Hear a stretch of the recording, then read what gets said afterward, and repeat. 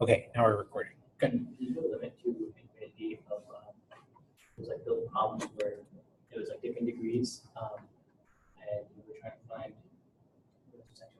I'll find a problem. Okay, I think I know what you're talking about. Let me see if I can. So, yeah. Okay, limits at infinity? Yeah. Yeah, okay. So let's just grab a random problem. Try and find a better one.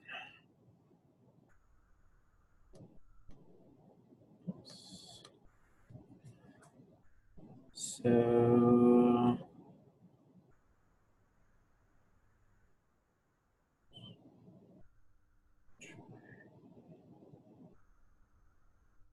no, that's vertical asymptote. Squeeze theorem. Trying to find a more complicated. Okay, this is a good one. All right. So the first question was on, let's see, homework 20. Oh, and if you guys can't see, if my writing's too small, let me know. You guys in here too, because this is a projector is a little smaller than usual. Homework 20, number 3. So this was a problem on limits at infinity. So let me copy it over. Okay, so we're talking about evaluating these limits. So the limit as x goes to infinity of this fraction. So the important thing with limits of it at infinity are you'll generally have it where it's like a polynomial type thing, which is what we have on the top and the bottom. So there's a few ways to go about this. We can expand it, and that might be the way that we're most used to looking at it. So maybe something like find the limit as x goes to infinity of x cubed plus 3x over 2x squared or something. And that looks maybe a little more like what we're used to, whereas this guy is more of a, it's not expanded. But if we were doing one like this, what you always want to do is divide by the highest power in the denominator. So in this case, the denominator only has one power. If I gave it another, like 9, I'd still divide by the highest power. So that would mean I should divide everything by x squared. So I like to write this out like I just take each thing and divide it by x squared. X over x squared over 2x squared plus 9, and then divide each of these guys by x squared. It's always highest power of the denominator. Always highest power of the denominator. Yep. When you have like polynomials like this. So there may be other situations where it's not quite the same. Like with those square root ones, you had to like make a denominator first by multiplying by the conjugate. But that's a little trickier. Okay, so then what that'll mean is you'll always be able to cancel that highest power. This becomes just a 9 over x squared. And then these guys also get reduced. So this guy turns into just an x, as 3 minus 2 gives me a 1 up here. And then this guy turns into a 3 over x, as 2 minus that 1 gives me a 1 down there. Okay, so we have something looking like, if I write this a little more clearly, we get x plus 3 over x over 2 plus 9 over x squared. Okay, and then the rule is, if you ever have an x or an x squared or whatever on the bottom, if you ever have it, on the bottom, when you take the limit as x goes to infinity or negative infinity, it goes away. Because when you put really big numbers on the bottom, the whole number goes to 0. You're dividing by super big numbers, so tiny little pieces make that go to 0. So that means we can take that guy and make it 0, and that guy and make it 0. And then this comes out to just be the limit as x goes to infinity of x over 2. And then anytime we have an x up top, or an x squared or an x cubed or whatever, well, if we just keep plugging in bigger and bigger numbers, that just keeps getting bigger and bigger. That has to be infinity. That's how you generally go about something like that. And then if this were like an x goes to negative infinity instead, well, if we plug in more negative and more negative numbers up here, then that would be negative infinity down. Okay, and so that's one way to go about these types of problems, the ones that we're given. But we can actually cheat a little bit. And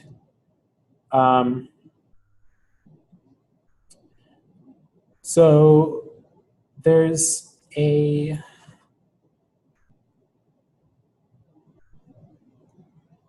so you can also, okay, so you can think about it that way, the way I did it, which I like. It's pretty general. And if we were going to use it this way, it would work perfectly fine, except you just have to do all the foiling out. And that's like 2 foils, which is not that bad, but it's kind of annoying. The other thing you can do is remember the rules as to how the powers work on the denominators. For powers, the power comparison between the numerator and the denominator. So if the numerator has a higher power, it's always going to go to infinity or negative infinity. If the denominator has a higher power, it's going to go to 0. If they have equal powers, then it's going to be the ratio of the coefficients of those things with the same power. So that's a lot. Those are a lot of words there. But so the idea is if they had equal powers, so if now we were doing something like the limit as x goes to infinity of 3x squared plus x over x squared negative x squared minus 9, well, these guys, the top and bottom, have equal powers. The two, or the highest powers, are equal. So the squared on top and the squared on bottom. So it should just be the ratio of their coefficients. So that would be 3 over negative 1. Negative 3. And so if you do it the same way, if you divide by the highest power in the denominator, it works the same. But we can use that fact with this problem. Because if we see, what we're going to have is, when we FOIL something out, like this, the highest power we get is an x squared, right? Because we'll get a constant term from those guys. We'll get x terms from those guys. And, oh no, sorry, that's an x squared term. We'll get constant terms from those guys, and then we'll get the x squared term from that guy. So we know it's going to be this guy times this to give us an x squared. So it'll be negative 2x squared plus some other stuff that has a lower power. And then the same on the bottom, we'll get these two guys multiplied to give us an x squared. That'll be a negative 30x squared plus some other stuff. And the other stuff is lower power. So it's like something x constant. And it doesn't matter, because then we know that these guys have the same highest power, so then we can divide this top by the bottom. And so then the limit would be negative 2 over negative 30, which is 1 over 50.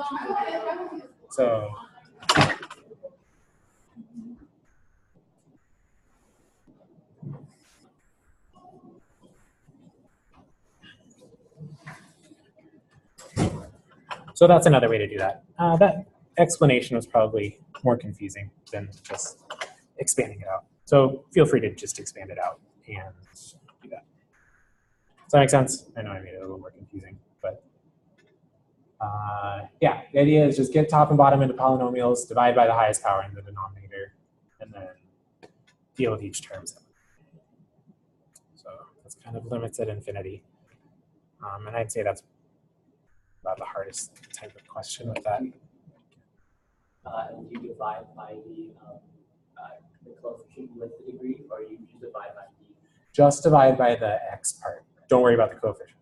You leave the coefficient alone. Bottom would be like 3 minus x divided by x squared, and then the top would be 8 minus x divided by 1 over x squared, or the x squared. Which part are you talking about? Oh, just the first part, so like 8 minus x. Yeah. So you divide that by x squared, right? Or would you divide it by 1 over x squared? You're going to want to divide it by x squared, which is the same as multiplying by 1 over x squared. Yeah. So, but if you're going to do that, make sure you expand it out first. So if you do it that way, expand it out. But yeah, that's the right idea.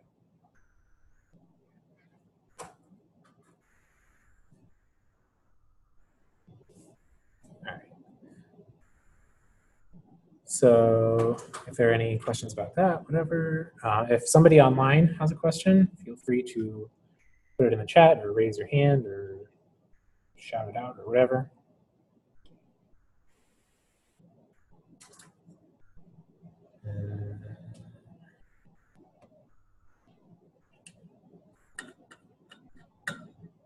Nobody.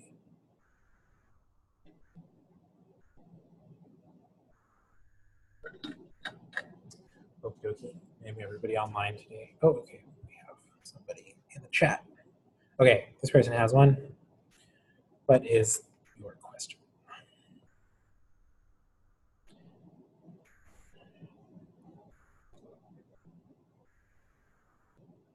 So, okay, so I have from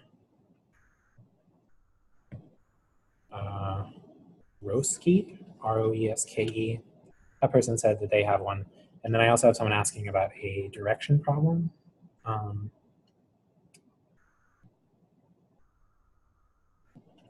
don't know.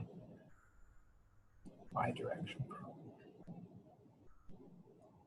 I think like turning it like from x to y, like putting it in terms of x, and then integral.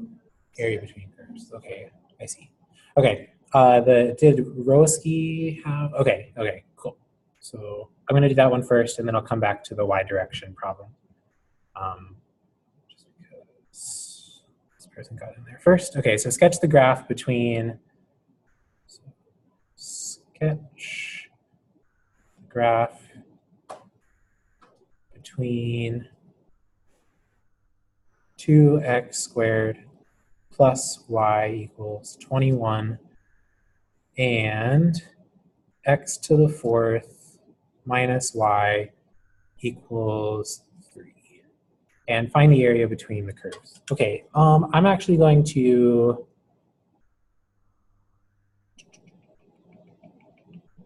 no, this is fine. Okay, yeah, we'll do that. Cool. So, and also you can feel free to just give me a like problem number too, and I can copy them over from WebWork. I have access to the WebWork. But okay, so let's start with this. So, sorry, sketch the. Why did I say sketch the graph between? That doesn't make sense. I think I meant sketch the area between. Sketch these graphs and find the area between.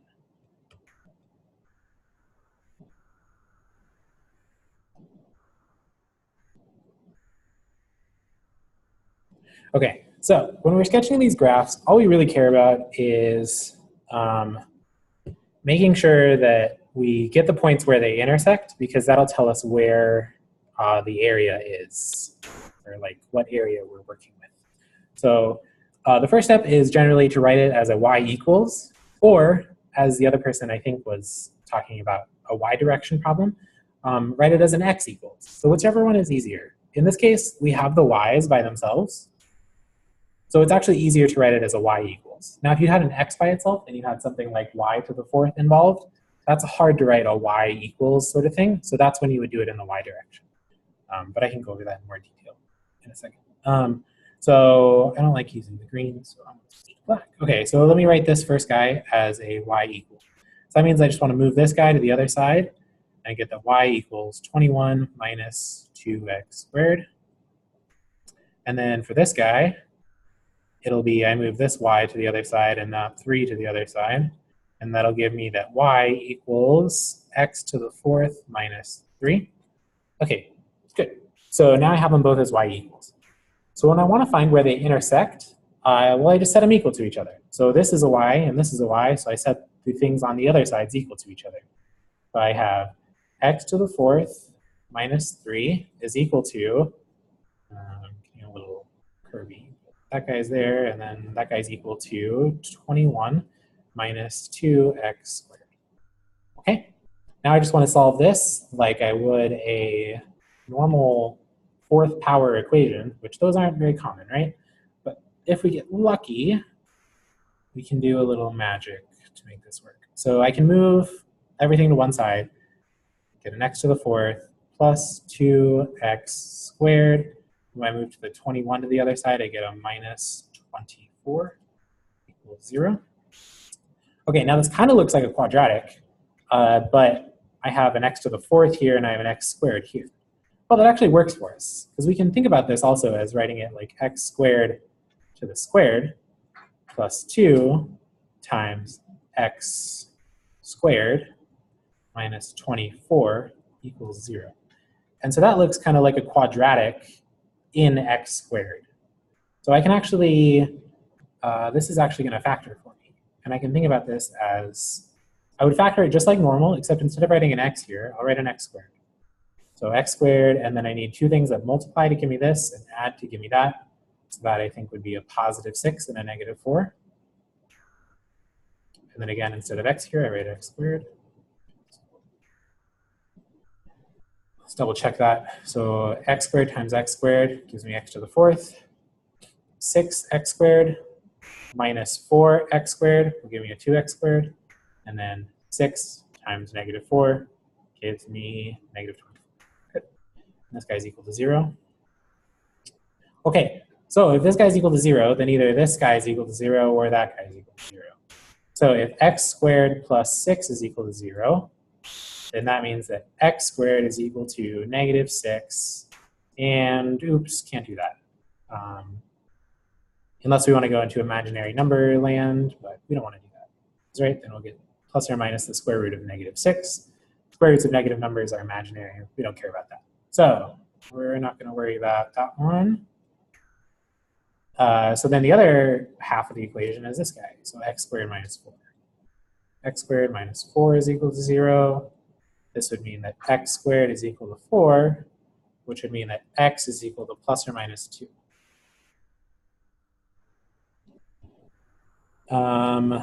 Okay, so if x is equal to plus or minus 2, okay, so then those are the 2 points where these two graphs intersect. So that's what we found. I know it's hard to kind of keep up with what we're doing. Now we're into like super algebra land, and then we get this answer. Well, what does this mean? Those are the two x values where these graphs intersect. So if I were to draw a picture of these graphs, I don't know necessarily what it looks like, but I could say that here's my x-axis, here's my y-axis, and then at negative 2 and positive 2, they intersect. So let's see. So this guy right here is a downward-facing parabola. This guy is an upward-facing kind of parabola. X to the fourths kind of look like parabolas, but they're a little flatter. If we want to figure out which one's on top, so okay, so since they intersect, it might look something like that there and something like that there. But we don't know which graph is on top, which graph is on bottom where. So we can check. So they're always going to be the same in this region. One of them is always going to be on top in this whole region.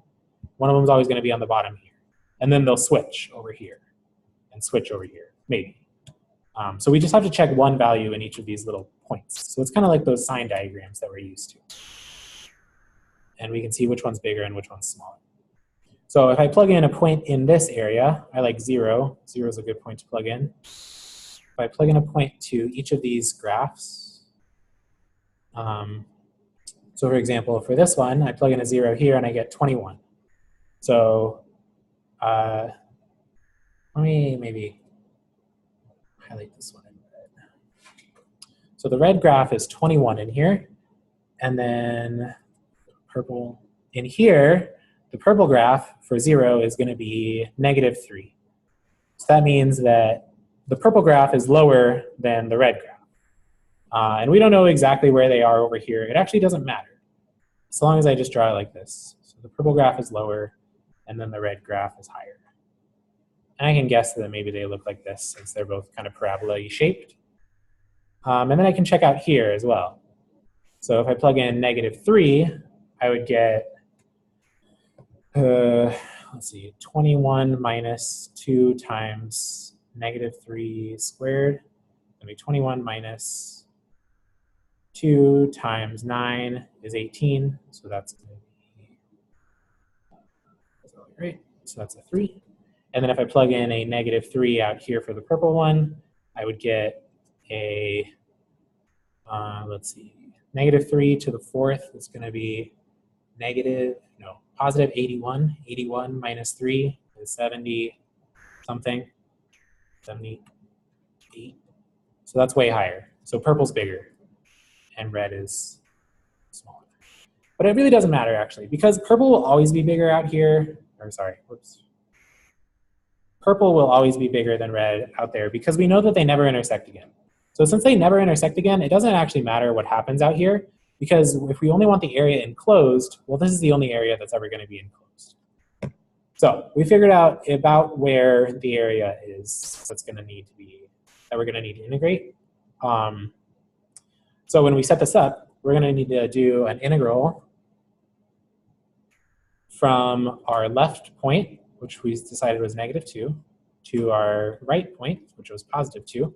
And then we take the bigger one minus the smaller one. So the bigger one was the red graph, which was 21 minus 2x squared, and then minus the smaller one, which we said was the purple one, x to the 4th minus. Are the bounds given? We found the bounds. So the question was, are the bounds given to us? No, they weren't. We found them by finding where they intersect, because that told us where the area was between them, right? Wasn't it at negative minus root negative 6? No, that was, so the plus or minus the root negative 6 doesn't actually work, because that was a negative 6, so that was imaginary, so we kicked it out. So we had to do the other side of that equation here. So that's when we went to this guy, and then we determined that it was actually plus or minus 2. That told us what the bounds were. Yep. Okay, so this is the integral we'd set up. And then from there, it's standard integration. So maybe I'll leave that there, and you guys can finish that out on your own. I'll probably do more integration tonight, so we can see more of the actual process behind how to do something like this. But that's more computational. So I'll just leave that. That sound good? Everybody good with that? All right. I know I had a ton of questions pop up in the chat. Okay, cool. Glad I answered that. Okay, so the other question was, the one right before that was, or right after, can you go over a direction problem? Why? So this is Lee Brown. Do you mean that, are you talking about a type of problem where you have where you have to do the integrate with respect to y instead of with respect to x? Is that what you're talking about? I'm going to assume that is. If it's not, let me know. Oh, this question actually went over it, so you're all set. Cool. Well, that's good. But yeah, so the idea, I think, another type of situation is where you're given an equation, something like x plus 3y squared equals 5, and, you know, I don't know, x minus the square root of y equals 20. So in this case, it's hard to solve for y, so solve for x instead. And then it turns into an x equals, and it pretty much just becomes the same exact thing, except you're plotting it a little different. But the same math works out, just do the same old stuff. Okay, I'll do one more from online, and then I'll turn to you guys in here. Let's see. So what was the next one? Oh my gosh, it's going crazy. Okay, can you go over homework 30, problem number 6? Okie dokie, let me go grab that. Homework 30. Problem number 6. 30 is substitution. Okay, yeah, here's that integration. Problem number 6. So evaluate the indefinite integral. Cool. This is a good one. I like this one.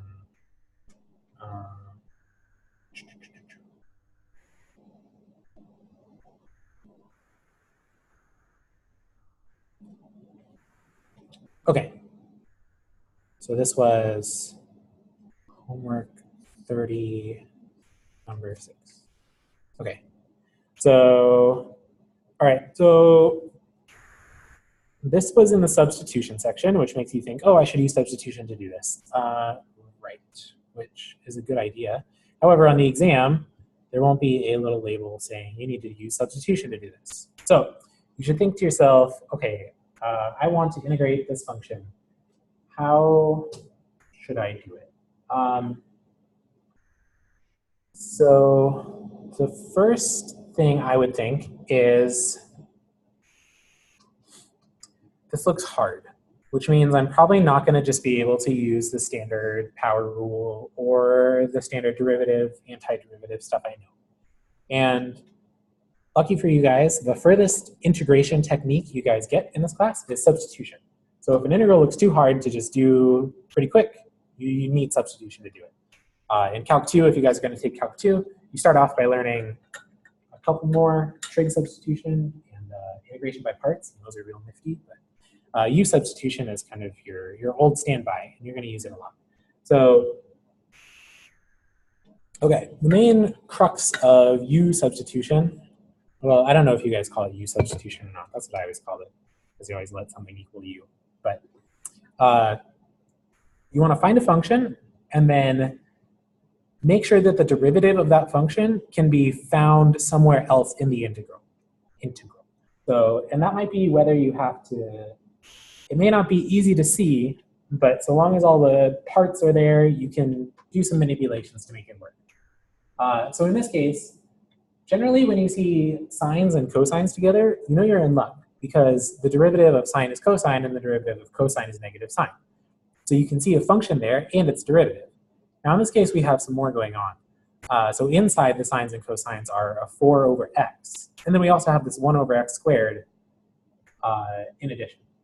And even though it makes it look more complicated, the 1 over x squared actually helps us out. We wouldn't be able to do it very easily if that 1 over x squared weren't there. So what I would think to do at this point is like, okay, let me think of a function and see if it's derivative. Okay, well I know the derivative of sine is cosine and there's a cosine there. So maybe let me just start with sine. And then I'll just take along everything with it. So in this case, maybe I'd let u equal sine of 4 over x. That's what I mean when I say everything with it. You know, you have to include everything inside the sine. This will be my u function. And then I can differentiate it and then see if I can find those pieces left in the integral. So then I would write du, you can write du dx if you want to be clear about what you're doing. So then we have to differentiate this guy. Well, what we have here is one function inside of another function. So that means we should use chain rule, everybody's favorite differentiation rule. So when we use chain rule to do this, we take the derivative of the outside, derivative of sine is cosine, and then evaluate it at the inside, and then multiply by the derivative of the inside. So 4 over x, the derivative of that. Sometimes when things get complicated, I just like to write, 4 over x prime. So I don't forget what I'm doing, but then I don't have to differentiate it right off the bat, and I can, take a step and do this differentiation in its own step. So I can just rewrite the cosine 4 over x. Okay, well if I want to differentiate 4 over x, I want to use the power rule. So I want to turn this guy into a x to the negative 1 power. And remember, we want to take the derivative of that. So then when I differentiate that, I get cosine of 4 over x times 4 times, I bring the top down, negative 1, x to the negative 1 minus 1, which would be negative 2. And then I can,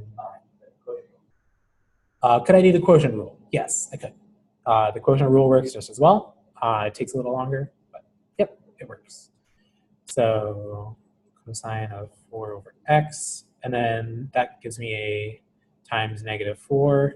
And then this x to the negative 2, if I rewrite it, it's going to look like a 1 over x squared. Well, hey, so this guy was in the integral, and remember I said that this 1 over x squared was going to help us out. So that 1 over x squared shows up right there. And then the cosine 4 over x shows up right there. And then we have this negative 4 kind of left over here. But that's what I said. Sometimes when you have constant multiples, you're going to have to make them show up on your own. So one way I like to do it is break the rules of calculus and treat this thing like a fraction and yeah, do that. So what that would mean is we just multiply both sides by dx.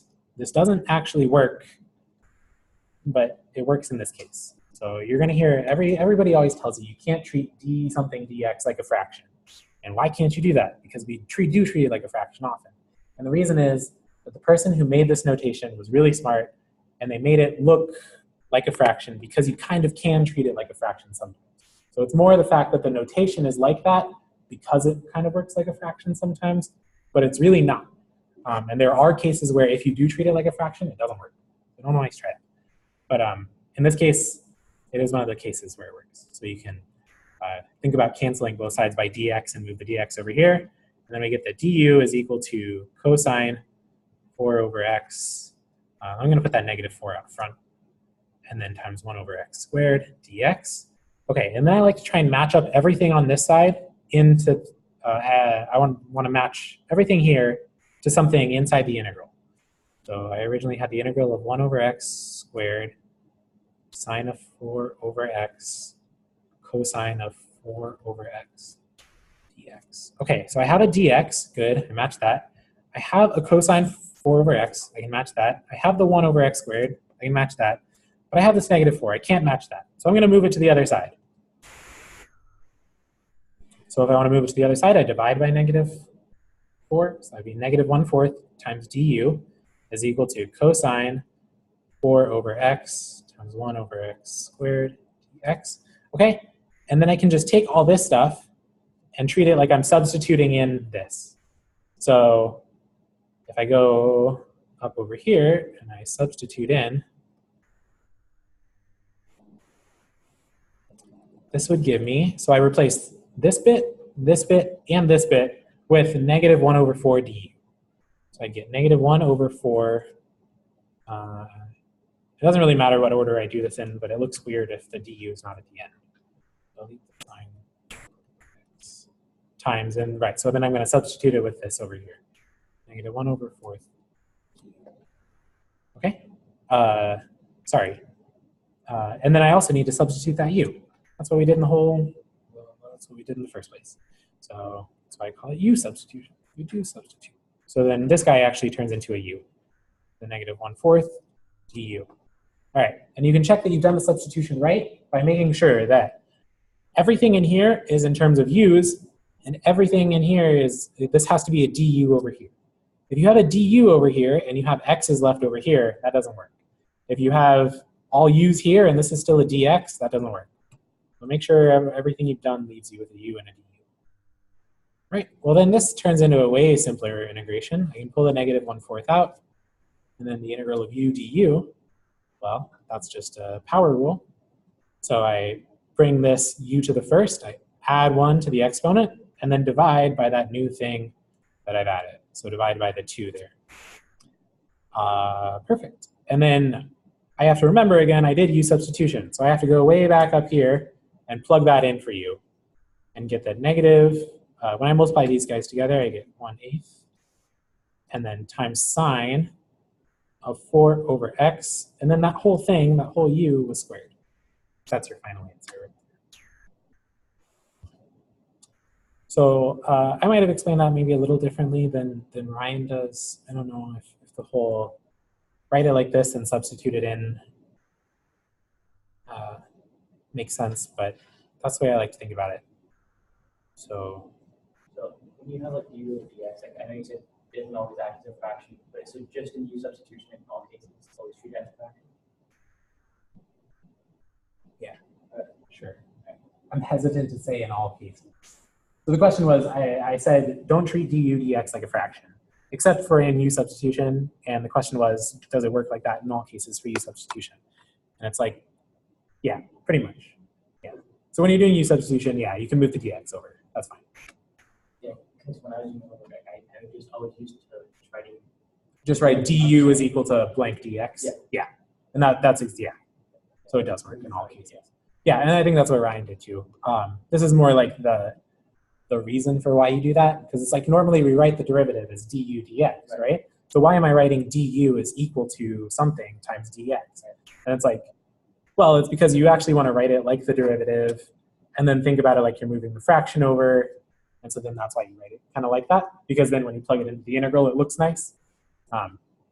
Even then that's not a full explanation though, because you're cheating by treating it like a fraction. So it's not, I don't know. That always got me really mad when everyone's like, don't treat it like a fraction, but we're going to treat it like a fraction. And it's like, well, why can't we? I found an example actually for the very first time last night of why you can't treat it like a fraction. And like, what's one case where if you do treat it like a fraction, it doesn't work. And it's if you do the chain rule twice. If you try doing the chain rule twice and like treating it like a fraction the whole time, you get the wrong answer. So it's interesting. But the chain rule is another one of those good cases where it looks like a fraction. Because if you think, if you have a function like f of g of x, and you want to differentiate that, well, then you can think about chain rule as df dg times dg dx. And then if you cancel the dg's, you get df dx, which is what you want at the end of that. So that's another thing that where it kind of works like a fraction. And remember, it does kind of come from a fraction, right? I'll test you guys, because this is a good thing to know. The derivative, f prime of x, is equal to the limit as h goes to 0 of f of x plus h minus f of x over h. So it is actually a fraction. And this guy up here kind of looks like a delta f. This guy kind of looks like a delta x. So it's actually the limit as h goes to 0, delta f over delta x. And then we write that as df dx. Whoa, that's where it comes from. I'm very rambly tonight. I don't normally ramble so much. But okay, I'll go to a real question now. All right, you guys have one? We're going to take one from people in person. So mine's on the 129, and it's the second part of problem 7. Okay, homework 29, second part of problem 7.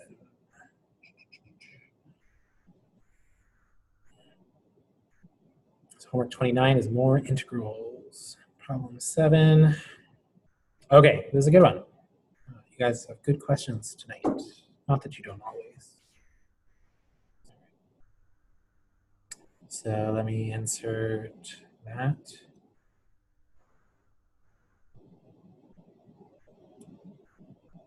All right. This was homework 29, number 7. All right, so an object moves along a coordinate line with velocity t times 9 minus t units per second. Its initial position is 2 units to the left of the origin. Find the position of the object 18 seconds later, that's part A, and then find the total distance traveled by the object during those 18 seconds. So the question was about part B. I'll just quickly run over part A because we need it for part B.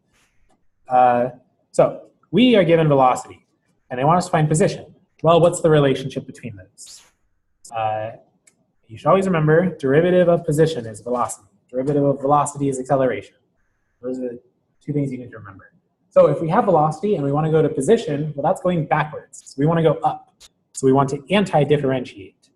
And that gets called integration a lot of the times because they're actually the same thing, which is weird. But anyways, so we want to anti-differentiate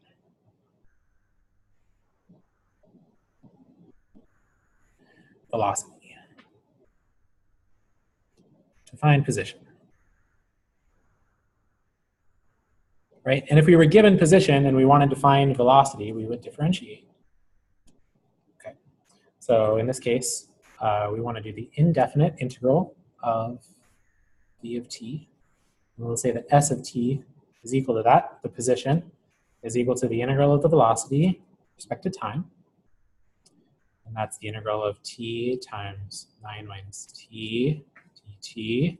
And that's going to be, so when we have something like this, so we have an integral we need to do. How should we go about it?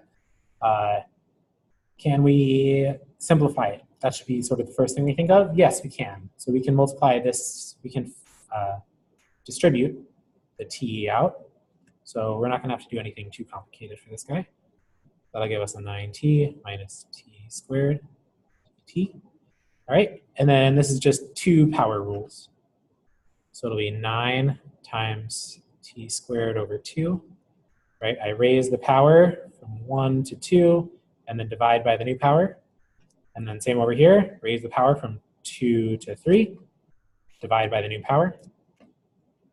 And we're doing an indefinite integral, so I need a plus c. Did I miss that on the last problem? Let's see. I think I did. Yes, this was an indefinite integral. So I should have had a plus c at the end. That's very bad. Don't forget the plus c's. You always need those. Okay, so then this is the position. Well, it's almost the position. It's the position with this little plus c here not accounted for. So what is this actually? Well, they gave us some more information. They said its initial position is 2 units to the left of the origin. So let's see. So when we're talking about lefts and rights and stuff, it generally helps to figure out which way is which. So left is going this way. That's the negative direction. Right is the positive direction. So they tell us that initially, which would be S of 0, initially is equal to 2 units to the left, so that's -2. But we have an equation for S that we got over here. So if we plug in 9 times 0 squared over 2 minus 0 cubed over 3 plus C, well, this whole thing 0, that whole thing 0. So then that tells me that C is equal to -2. So then we've answered that question. So our final function for S of t is equal to 9. I generally like to get all the constants together. So minus t cubed over 3, and then the C was equal to -2. So that's where we found our position. And then if we wanted the position at 18 seconds, then we would plug in 18 for t, and that would be our answer. And then you have to figure out what 18 cubed is, and then you hate your life, because that doesn't sound very fun. But web work is nice, and you can just plug in 18 cubed, and they don't care. So now, part B, find the total distance traveled by the object during those 18 seconds. So you might think, okay, well, it gets to 18, right? So it's so after 18 seconds, it's going to get to whatever position we said here. So it must have traveled, well, maybe, let's see. So it started at 2. What if this was like, I don't know, 75 or something? Well, if it started at 2 and made it to 75, then it had to have traveled 73 units, right? So then we could say this is 73. But that's not actually right, because what we're looking at there is the initial position and the end position. We don't know what happened in the middle. For example, so let me pretend that my pen is the particle here.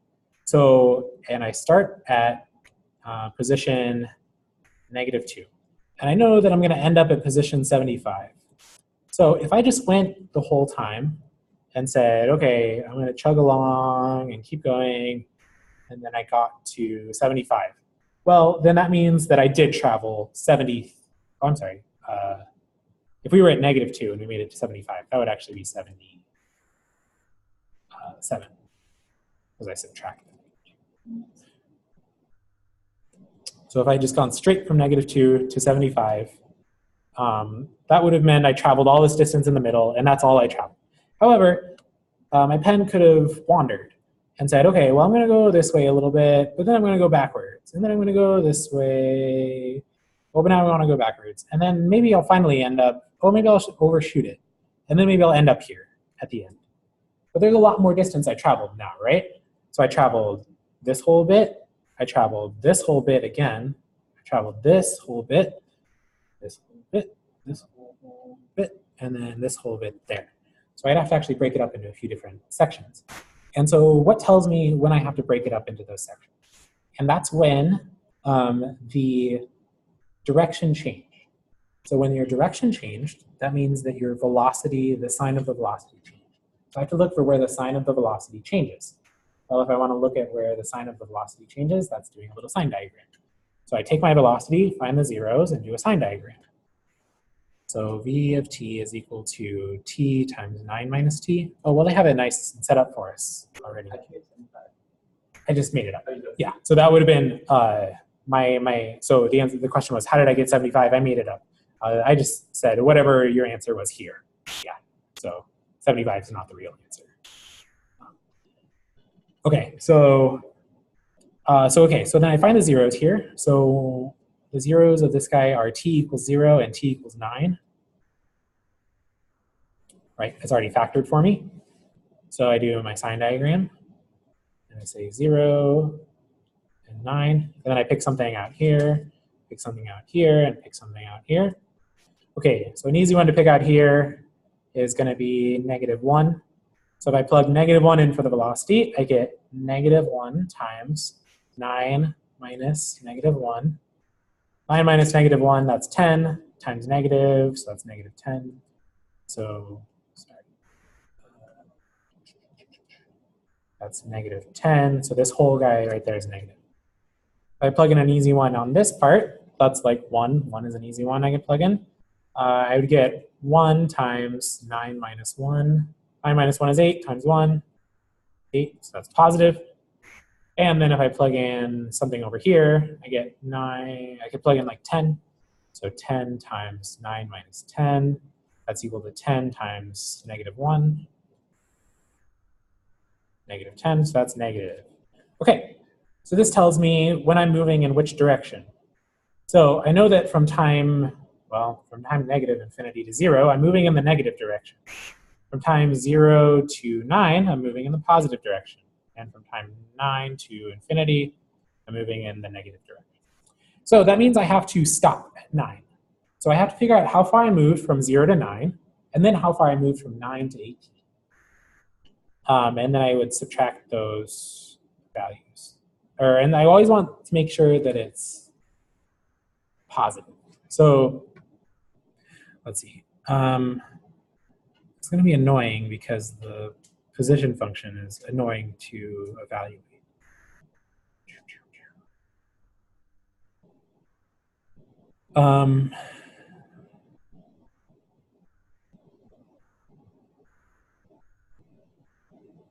Okay, so let's pretend, I don't really want to do this, but let's pretend that the position function were easier.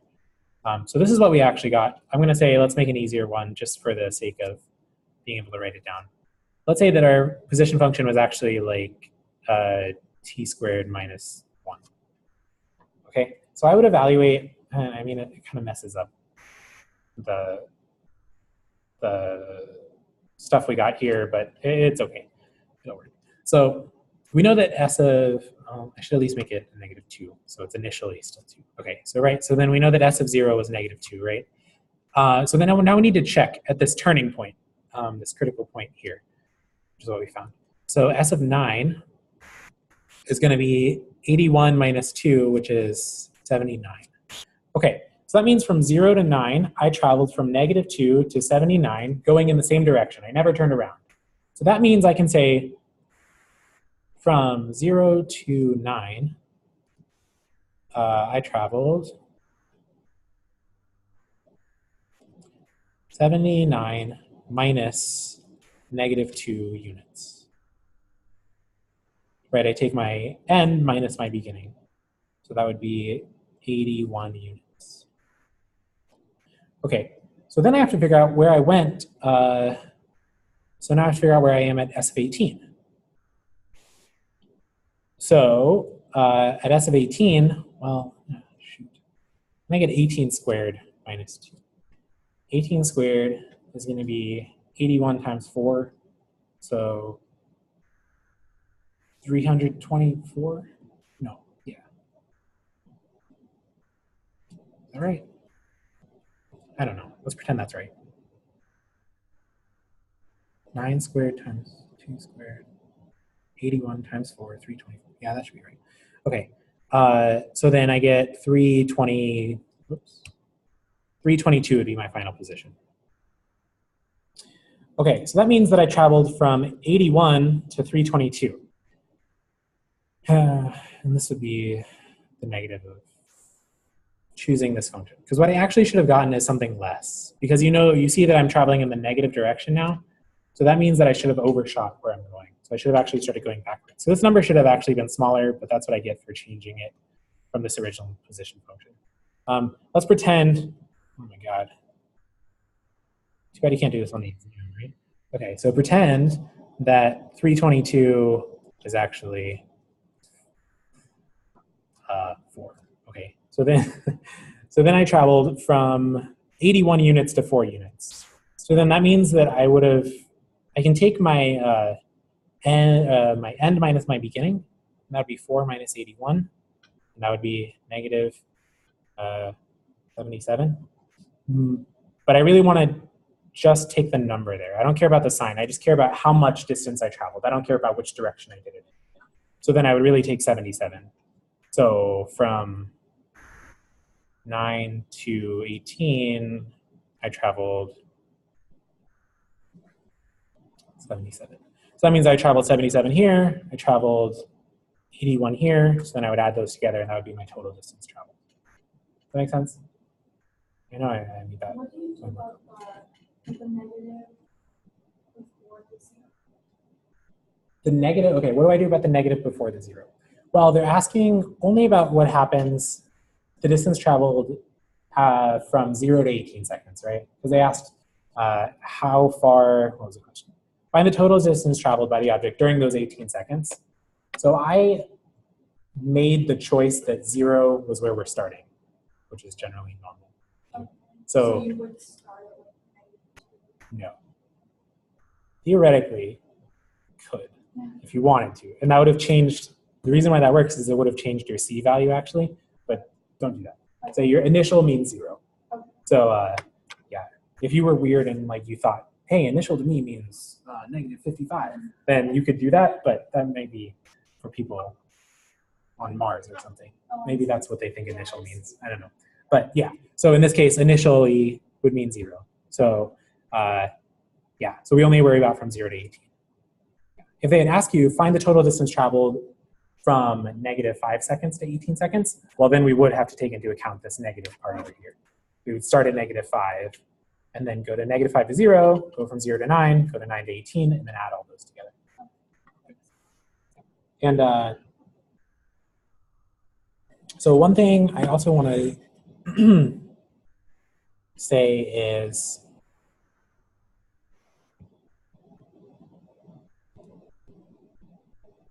another way you can go about this is, instead of finding the position function, you can do this using definite integrals instead. Because we know using the fundamental theorem of calculus, so the fundamental theorem of calculus tells us that if big F prime equals little f, then f of b minus f of a is equal to the integral from a to b of f of t dt, right?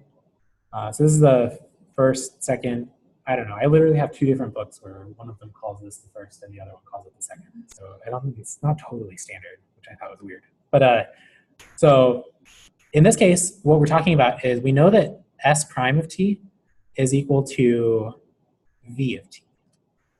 And I think this might have been posed as like its own section in kind of a, what was it? It was almost like a theorem in itself, like the change of something theorem. I think I remember that in the notes somewhere. But that, all it really is the fundamental theorem of calculus rewritten. So if I interpret it with these expressions, or if I plug s in for big F and v in for little f, I would get that s of b minus s of a is equal to the integral from a to b of v of t dt. And then if I, so what I could do is I could say, if I want my position at 18, I could say that I really want 18 here. I want s of 18. But then I have to plug something in for here. Well, I know what s is initially, and initial would be 0. So I could do that and say that it's the integral from 0 to 18, because I chose b and a, so I can plug in for b and a, and then v of t dt. And then if I want to solve for this guy, I could just say s of 18 is equal to the integral from 0 to 18 of v of t dt plus s of 0. So that would also be a way to find the answer for part A. But what that does is that finds you the position. It doesn't find you the total distance traveled. What you'd have to do for that is you really want to integrate the absolute value of velocity. So maybe you've seen that. To get total distance traveled,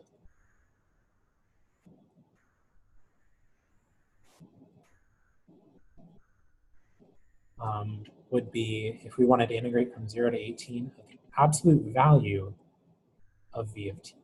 And that's actually what we did. What is the negative integral? So the question is it the negative integral? I think it should be that, because you want the distance to be positive at the end, and if you integrate a positive thing, that'll mean it'll be positive at the end. So yeah, so it should be positive. What we did actually was, if I can sketch the graph, so the velocity function was t times 9 minus t. So that's a parabola, a downward facing parabola. It looks like that. And it intersects at 9 over here. So this was what the velocity function looked like. And maybe it went out to here at 18. If we integrated the velocity, we would add up this part and keep going down here. and then we added up this part, and when you integrate, you take the area under here and subtract the area in here. When you're doing the total distance traveled, what you're really doing is taking the absolute value. So when you do the absolute value, negatives just become positives. So maybe I'll do this over here. So it would look the same for the positive part, but then the negative parts become positive. So maybe it looks something like this, where this is just the absolute value of that graph. And so you want to add up the area under here and the area under here. So then if you added up that area, that should give you the total distance traveled as well. Yes? So if you had 0 to 9 is positive and 9 to 18 is negative, so what if you just did like integral from 0 to 9 and then 9 to 18, but negative integral from 9 to 18? That's exactly the way you want to do it. Okay. So the question was, okay, so we see it's like this. Can we separate it into two integrals? Because it's hard to do that, right? It's hard to say, okay, I need to integrate 0 to 18 of the absolute value of t times 9 minus t. And it's like, okay, how do I integrate an absolute value? That doesn't work. So what you need to do is you have to figure out where it's 0. And we figured out the point where it's 0 in between these two places is 9. So you have to split it up into 9. You have to split it up from 0 to 9 first. 9 minus t, dt. And then split it up from 9 to 18. Absolute value of t times 9 minus t, dt. And then, okay, well, we know what it was positive in this part. So the absolute value doesn't actually do anything. It goes from 0 to 9, t times 9 minus t dt, plus, okay, and then over here, well, we knew it was negative. So the absolute value of a negative thing is the negative of that. So like he said, we just take the negative of that integral, 9 to 18. And then we can drop the absolute value. We already counted for that. So that would be the way you would do it symbolically, yeah. If you have a graph like this, well, just count up all the area and add it all together like it's all positive. Like this guy's positive and this guy's positive. If you have it like an algebraic thing, you do have to break it up into the parts where it changes sign. And that's kind of sneakily almost what we were doing with this sign diagram up here, right? Figured out where it was positive, where it was negative, and we split it up into different parts. So. And it's also the same thing as like just the positive plus the negative. Like the positive integral plus negative integral. Instead of putting an absolute value in positive integral, that's the yeah, that's the same thing. Yeah. Okay, so I went a little more in depth into that one than I actually needed to, but it's good to know. This is something that's important to remember. How to do this total distance traveled, how to figure out position, velocity, how they relate. You know, this guy is called the fundamental theorem of calculus. That's pretty fundamental. That's not actually why it's called that. But, yeah. So let me take another question from the ones online. Let's see, we had a few in the chat still that I hadn't gone over.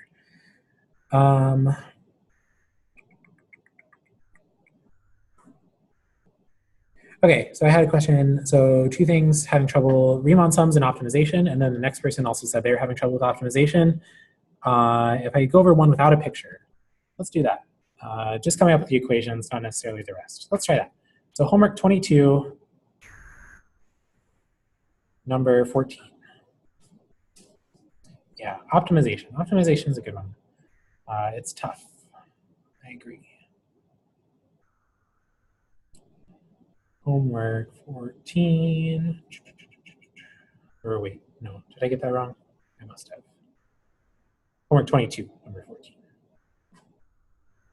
22.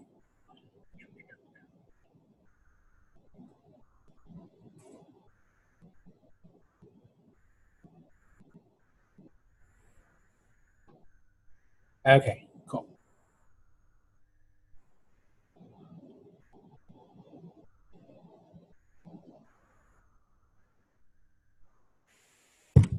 All right, cost per hour of fuel to run the train is proportional to the square of its speed. So at 24 miles per hour, it'll cost $4 per hour. Other costs amount to $25 per hour regardless of speed. What's the total cost per mile to operate the train at X miles per hour? Okay, so last time during the review session, I put up this big long list of things you want to do during optimization problems. I won't bore you guys again with that. But the idea is, well, the first thing you always want to do is come up with a function for the thing that you want to optimize. And so if we pretend that they just asked us this, so we want to minimize the cost, well, then we have to come up with the cost function. They were nice and they told us, hey, find the cost function. Okay, so what we really want is cost. So we'll call that C of x equals cost, where x is the speed of the train. Okay, so we have to go through the information they give us to find this cost function. So the cost per hour of fuel to run the train is proportional to the square of its speed. So for the fuel, it'll say, let's see, so we know that the cost is proportional. So I don't know, if you guys have taken a physics class, you know that that symbol sometimes gets used for proportional. It's proportional to the square of the speed, which is x squared. And what that really means is that it's equal to that, which is times some constant. We don't know a constant. So that's all proportional means. It just means, right, that it's equal to that thing times a constant. And so that's just the cost for fuel, though. And then they also tell us that other costs amount to $25 regardless of the speed. So $25 per hour. Interesting. So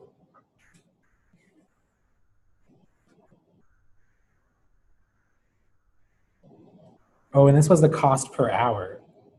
Ooh, this one's tough. Okay, so let me make sure I write that. So cost per mile is what they want. So what I'm actually finding here is that the cost, so this is not actually C here. This is not cost per mile.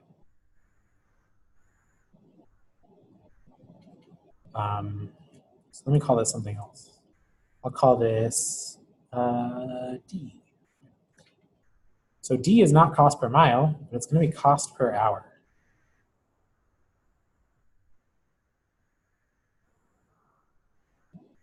And you're saying to me, well, Craig, we have to find the cost per mile. So what are you doing? Why are you finding cost per hour? Well, with optimization problems, if I don't know what to do right away, I just go for it. Write down everything I can possibly write down and like write down any information that makes sense. So I know I can get cost per hour, so I'm going to do that and then see what we can work with later. Right, but I wasn't done here, right? Because we had the other cost amount to $25 per hour, regardless of speed. I know that I always have to add another 25, regardless of speed. So this doesn't depend on anything. It's just an additional 25. So this is my cost per hour. Now, if I want to change that to cost per mile, well, this is maybe something where dimensional analysis comes in, which is a fancy term for just figuring out what your units are and canceling it. If you've taken any chemistry or physics or anything, any science really, this whole thing is used a lot. So this is in units of cost per hour. Right. And what we really want it in is we want it in cost, well, I mean the units aren't cost, dollars. We really want it in dollars per mile. So what we really want to do is change the hour to a mile. And the way we would do that is we could do a fraction with a mile on bottom and an hour on top and cancel the hours. But we need to have a fraction here that works. So I see that we have miles an hour, miles per hour. So the actual amount of, so the number of miles I'm running per hour is going to be the speed, right? Speed is in miles per hour. So I really need to put an x for the speed down here. And say that I go x miles per hour.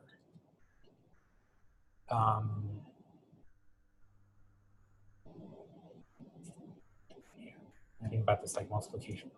So what I really get is 1 over x, this 1 over x right here, times ax squared plus 25.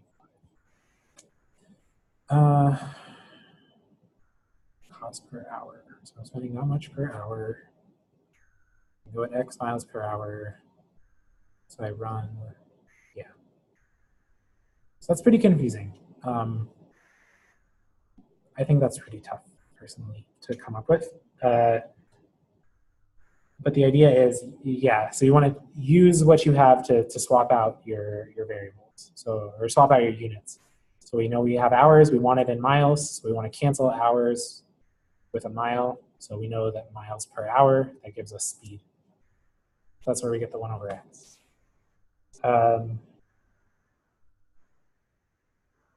I can try and think, let me try and rethink about that in a different way.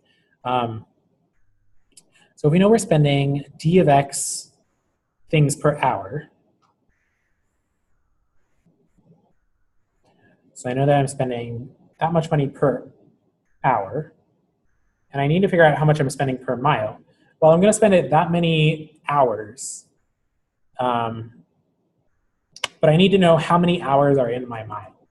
So then I can transfer it from hours to mile. So how many hours are in my mile? That would mean I want to know hours per mile, which is the reverse of miles per hour.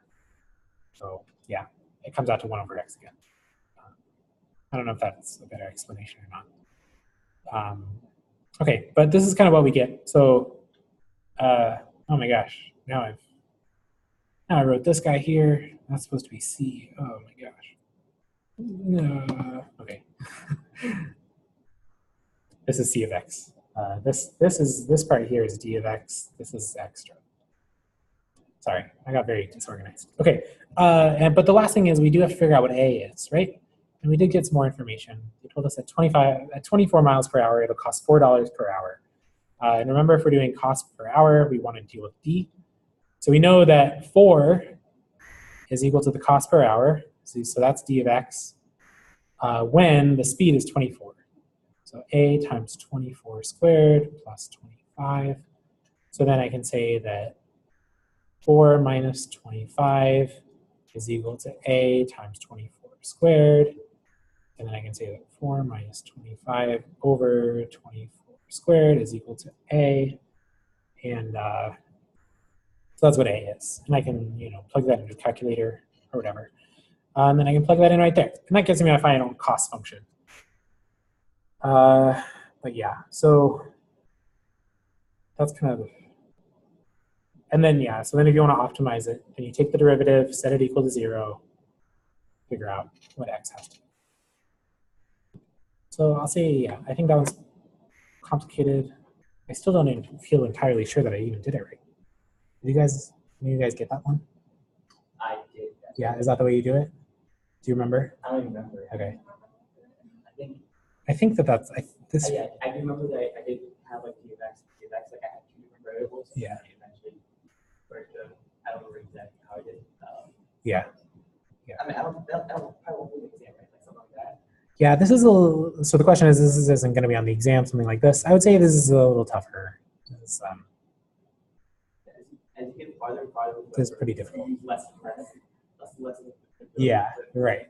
Yeah, this was the last problem in that rubric, so I guess it has to be hard, right? So, but yeah, no, I'm pretty confident that this is the right way to do it. Sorry, I don't mean to waver on my answers. Yeah, this seems right to me.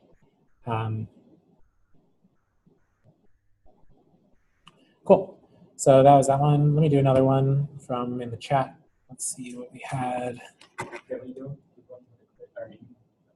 Yeah, I'll do one from the chat and then I'll come back to you guys in person. So let's see. So the next one was 4.5, number 5. Okay, sorry. So I did actually skip over the Riemann sums. Let's see if anybody, maybe I'll come back to that. Let's try 4.5, number 5.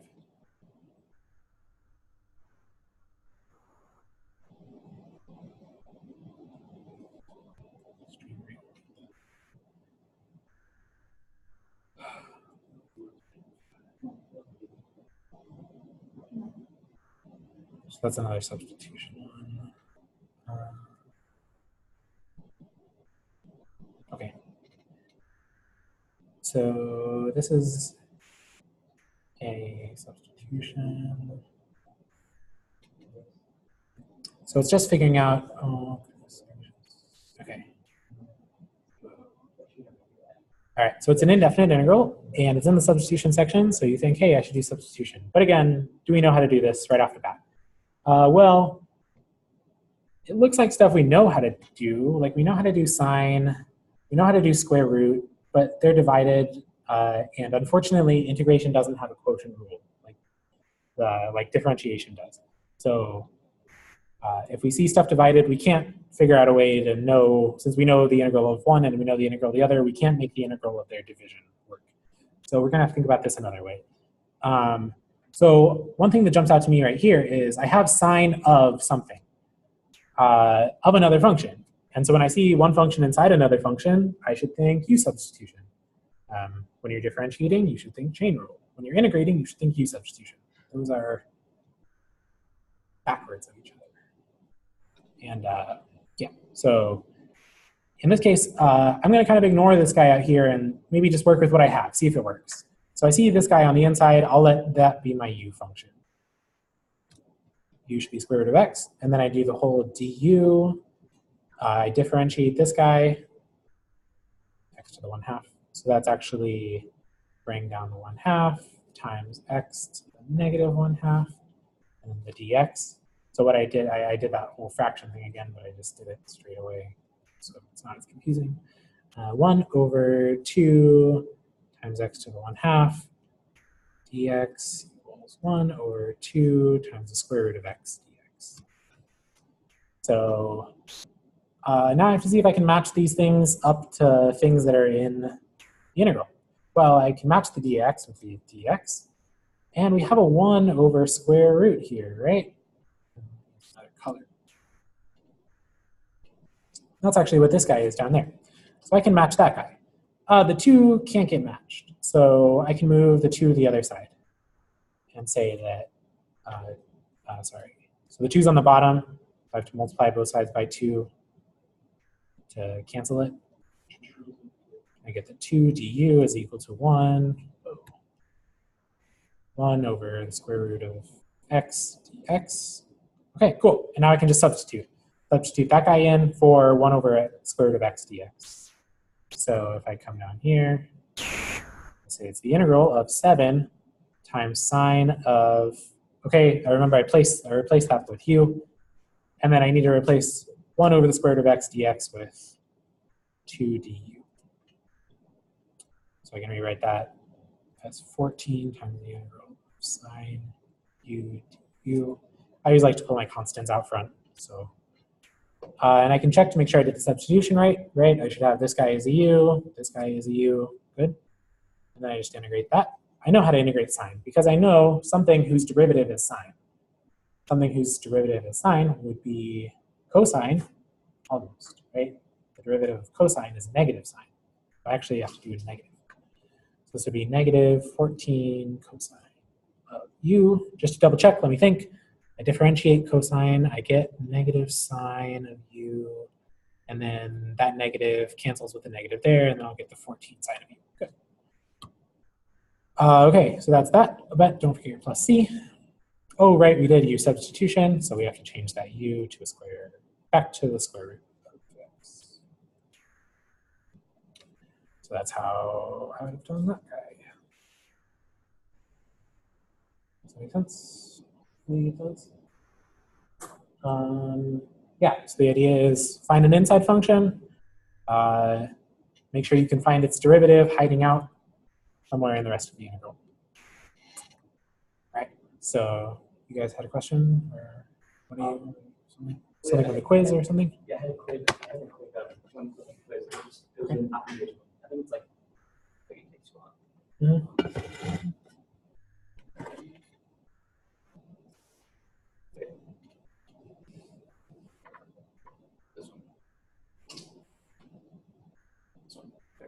Okay, so I'll write this out. So this is an optimization run one from, that was a quiz, right?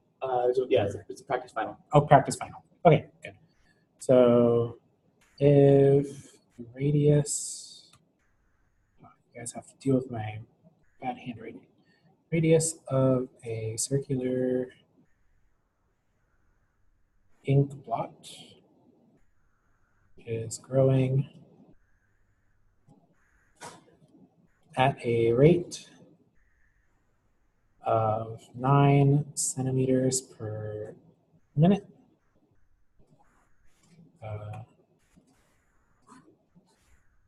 How fast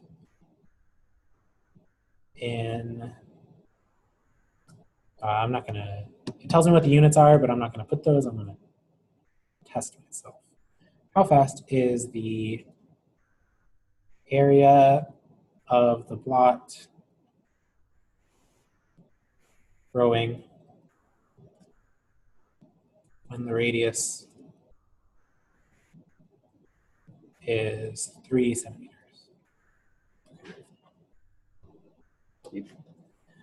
Cool. So radius of a circular blot is growing at a rate of that. How fast is the area of the blot growing when the radius is 3 centimeters? Okay, so this is actually a related rates problem. So we can tell it's a related rates problem because they're asking for a rate of change, and it's a word problem. So pretty much tell it's related rates. So great. So they're wondering about how fast the area is changing. So we need to figure out the area. So we know that the ink blot is circular. Okay, sorry, I got ahead of myself. It's related rates, so we should draw a picture. Great. This one doesn't have too much to draw. So it's a circular ink blot. It's a great circle. And its radius, we'll give it a name, R, is growing at a rate of 9 centimeters per minute. And so then as the radius grows, so does the area of the ink blot. Yeah, so this one doesn't need a picture that much. But okay, so if we want to know how vast the area is, right, we need an equation for the area. What's the equation for the area of the circular ink blot? Pi r squared. Good. So A of R, I always like to write what my variable is, just so I know what I'm working with. Pi r squared. Good. So now I have to think. Wow,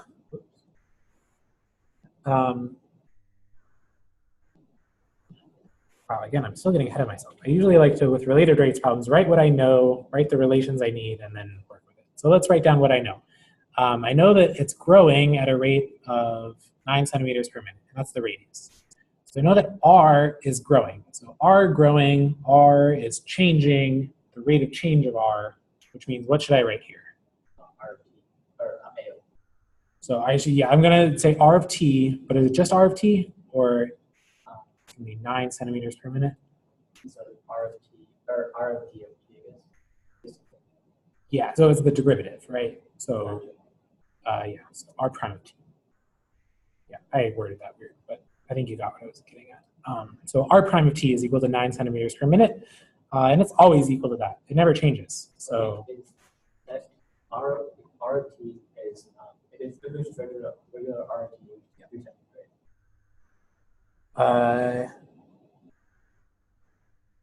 Yes. So well, so R of t is so the question is, if it was just R of t, that would be 3 centimeters, right?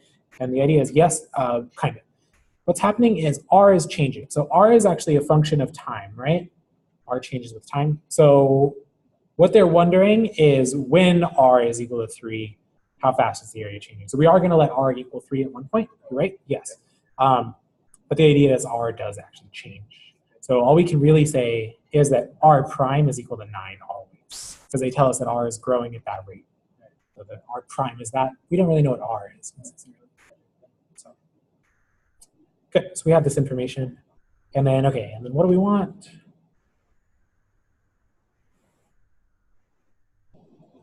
Well, we want to know how fast the area is growing. We want to know A prime, right? That's the rate of change of the area. A prime with respect to t now, right? We want to know the change with respect to t. Maybe it's better if I do d, A, t, when R is equal to 3. So if I, So I wrote this guy up here in terms of r, right? This was a function of r, but I really want to differentiate with respect to t. But I remember that r is a function of t as well.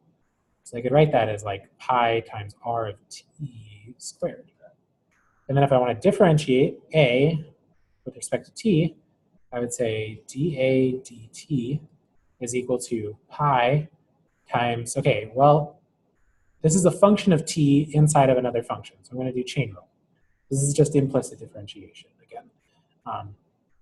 So I pull the 2 down and I get r of t. But remember, I have to differentiate with respect to the inside function, which is just r prime of t, since I can't really differentiate. We don't have a formula for r. So. But lucky for us, we know that r prime of t is equal to 9. So we can just plug it in and say that that's equal to pi times 9 times, pi times 2 times r of t times 9. Okay, and if we wanted to know how fast the area was changing when the radius is 3, well, I can just plug in for the radius right here. And plug in 3. That's where I say I'm letting r equal 3 now. So that's going to be pi times 2 times 3 times 9. And that's going to be 72 pi. But this is a word problem, and we have lots of units running around, so we have to figure out what the units are. So if we know that it's area that's changing, right? So it'll be the change in area over change in time. Area has units of centimeters squared, and then time. So change in area over change in time. Time has a unit of minute. Is that one of the answers on there? Hopefully it is.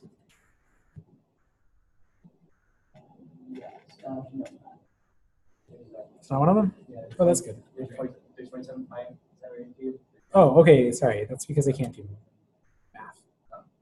Because 6 times 9 is not 72. 6 times 9 is 54. Yeah, 54. Okay, good.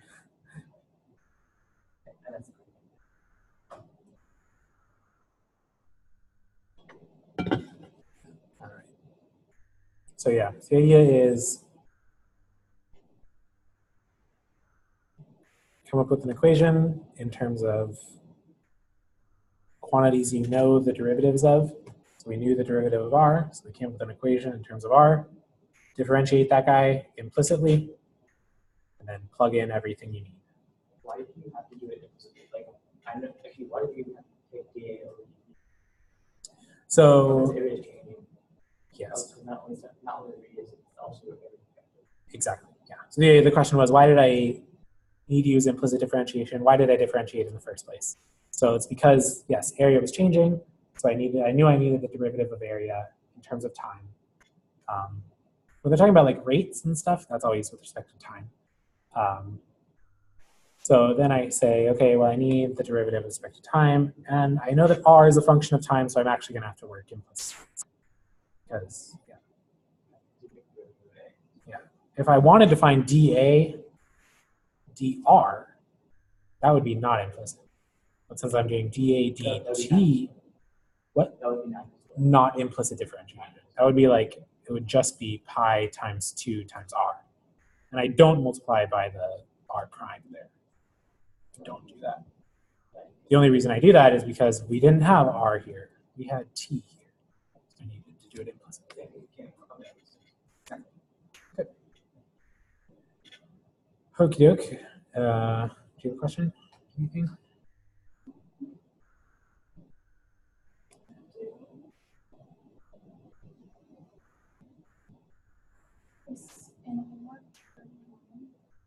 Homework 31. Problem number 6. I think somebody else asked about that too. So perfect. Yes, I will get 2 of them. Homework 31, problem 6. Ooh, okay.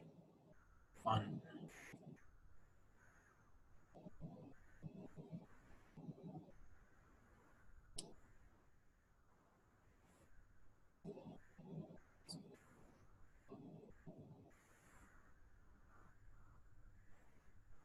Okay, so find c greater than 0 such that the area of the region enclosed by these two parabolas is 13.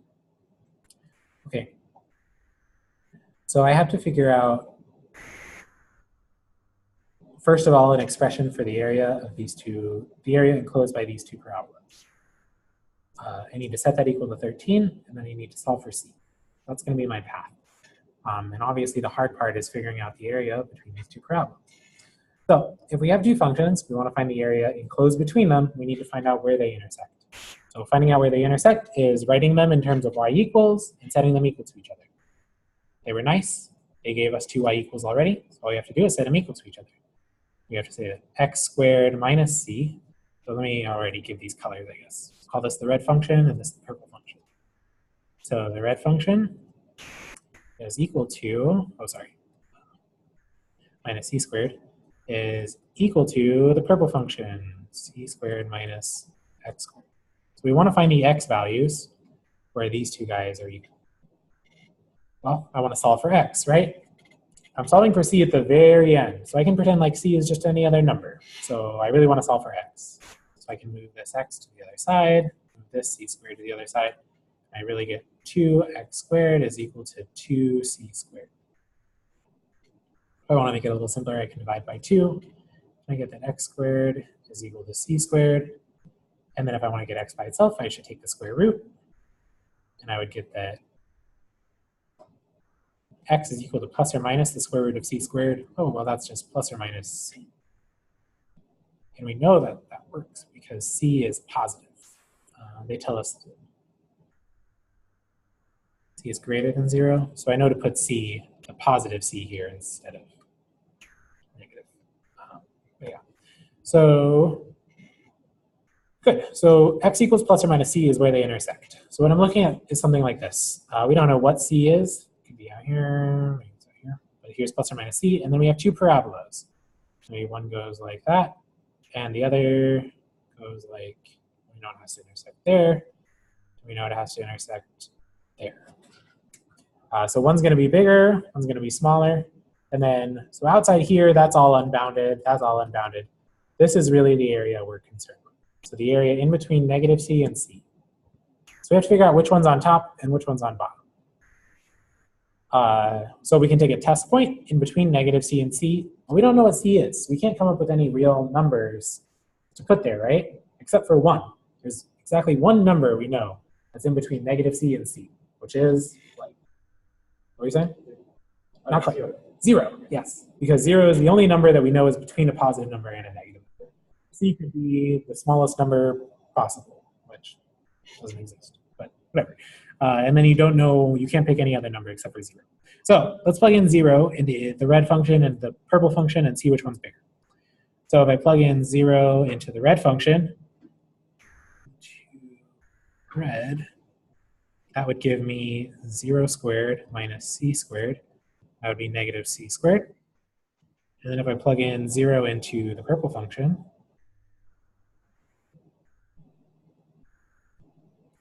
that would give me c squared minus 0 squared, which is equal to c squared. So obviously c squared is going to be bigger than negative c squared because c squared is positive. If c squared were negative, that would be a problem. But squareds are always positive, so we're good. Okay, so we know that this top one is actually the purple function up here, and this bottom one is the red function. Okay, so if we want the area enclosed by them,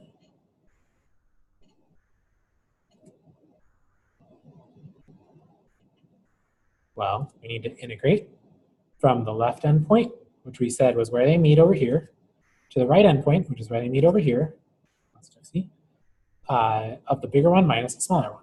So the bigger one is c squared minus x squared. And then I'm subtracting, that was our purple function. And then I subtract the smaller function, which is x squared minus c squared. In parentheses. Okay, so the question is, how do I know which one's bigger and smaller? So that's where I figured out the test points, right? And I knew that purple was the bigger one. That's exactly right. Yep, it's just literally the biggest number that I get. So in this case, it's not an actual number, it's in terms of c. But we can tell which one's bigger, right? Right. Because it's, yes, exactly. Okay. A lot of times you'll get, like that was the very first one I think we did. We got actual numbers like 19 and 7. We can tell 19 is bigger, so it has to be bigger. Okay. But it's actually at only 1 point, though. So like, You're right. Yeah, it is only at 1 point, right? But the nice thing is we know that they only intersect here and here, right?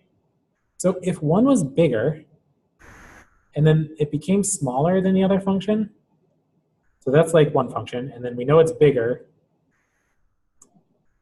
and then it suddenly becomes smaller, that means they had to intersect. So since we know it doesn't intersect in here, it's always going to be bigger. If it's bigger at 1 point, it's going to be bigger at all points in that area. That's why you only have to check 1 point. And that's the same reason the sign diagrams work. So I only have to pick 1 point in the sign diagram, because you know it's always going to be positive or negative. Okay, so then we can just go through and do this integration and fly through this, I think. So we distribute the negative out, and that'll give me a negative x squared, negative x squared, negative 2x squared. Do the negative to the negative c squared, that gives me a positive c squared. That's a 2c squared dx. And then I can factor, or I'll just integrate, I guess. So now this guy is a constant, right? C is a constant. C does not involve x at all. So I don't integrate like I would. I don't do 2 times c cubed over 3. Don't do that, because c is a constant. So I could pretend like this was just a number out here, like a. And then if I integrate a constant, I just slap an x on it. That's all. Now this guy, this is the one where we actually do some integration. Up the power, divide by the new power. You go from negative c to c. Then we plug in, and we get that 2 times c squared times c minus 2c cubed over 3 minus 2 times c squared times negative c minus 2 times negative c cubed over 3. And then we'll simplify, and we get a 2c cubed minus 2/3 c cubed. And then this guy turns into a, the minus here makes this whole thing negative. But we had another negative out here, so that's a positive. So it's a positive 2c cubed. And then again, we have negative cubed is a negative, times a negative makes it a positive, times another negative makes it a negative. That'll be a negative 2/3 c cubed. Those actually equal to, now these all have c cubes, so I can factor it out. 2 minus 2/3 plus 2 minus 2/3 times c cubed. And then I can simplify that. That's what, 4 minus 4/3, 8/3.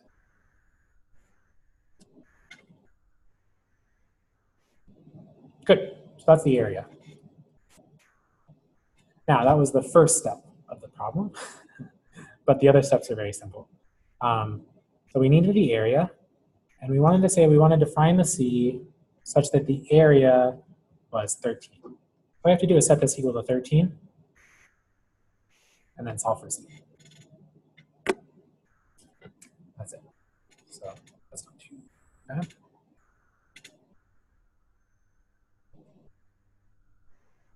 All right, cool. So we're moving along. We have another, let's see, maybe 25 minutes before we're done. Let's take another one from the chat. Let's see. Oh, isn't 2 times 3 times 9 54? Yes, thank you. Appreciate the help. Yes. Yes. I should check the chat more often when I'm going through all this. So I think I answered, I did 4.5 number 5, I thought. Yeah. 22, number 14, yeah, good. Okay, so we had someone asking also about Riemann sums. Let me do a Riemann sum one.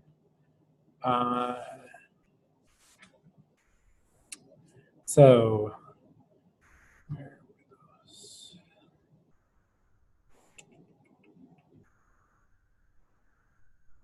Does anybody have any specific Riemann sum ones you want me to do? I can look for one of those, or I can just pick one I think is good.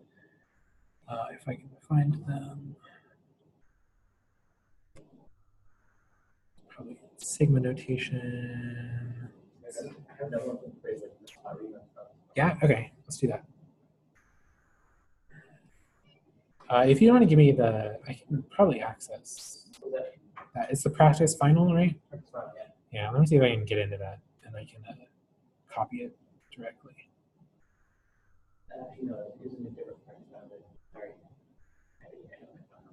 Oh, okay, that's fine. Actually, if you just go to the practice final, Yeah.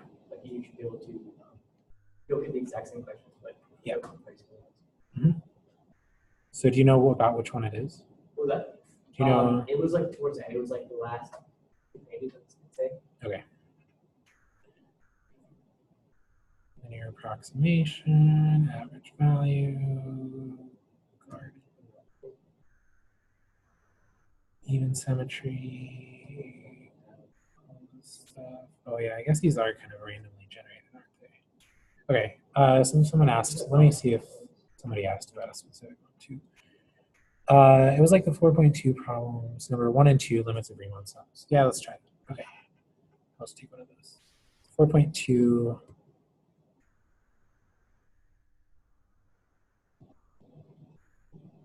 Oh, okay, they're in 4.2. Good. I was going to look in the wrong place. Okay. Let's look at, let's do this one. This one seems hard. Go away. Okie dokie.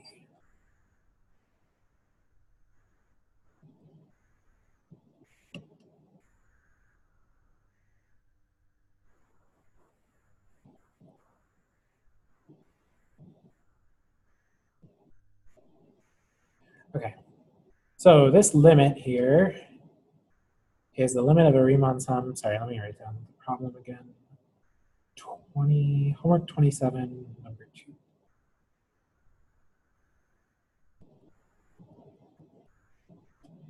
Okay, this limit is the limit of a Riemann sum for a certain definite interval. Using a division of the interval a to b and n subintervals of equal width and sample points to the right endpoints where a is equal to that, b is equal to that, and f of x is equal to that. Okay, so this is good.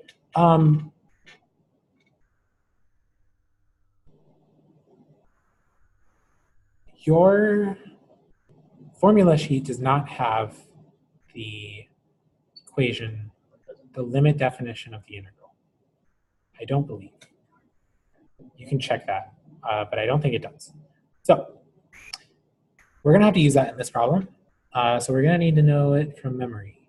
So the integral from a to b of f of x dx is equal to the limit as n goes to infinity. Is it on there? It's the right? Yeah. No. I think those are just like the formulas. Yeah. Okay, those are the formulas for summing stuff together, but it's not the definition of the integral. So those will help you like figure out sums, but unfortunately, it's not the definition. So the limit definition for the derivative is on there. And there were a lot of people who on the midterm didn't realize that when we said definition, we meant limit definition. The limit as h goes to 0, that thing. So unfortunately, that was a rough problem. If you didn't use the definition, you got 0 points. That kind of sucked. But so just remember, keep in mind when we say there are like, I think really 2 definitions that we work with in this course. Those 2 definitions are the limit definition of the derivative and the limit definition of the integral. Can't really think of any other things that were like defined. 2 definitions. Don't hold me to that, but I think that's. And that's just the x plus h, right? That's the derivative one. The x plus h thing is the derivative, and then the one I'm about to write down is the integral. And then we have like 3 theorems too. I think all those are on that. We had 4, 5. Those are all on the formula sheet. So, okay, so we can think about this as there's a few different ways to write down the limit definition of an integral. And it generally always starts with the limit as n goes to infinity of the sum from I equals 1 to n. Now, we can think about it. If we want to, we can just say change the x in here to x sub I and change the dx to delta x, and then you're good, and that's it. But what are xi and what is delta x? What do those mean? Well, delta x is the length of one of the rectangles. So if we have a function, right? We have a, b, and then we have it split up into n, or n, what do they say, subintervals.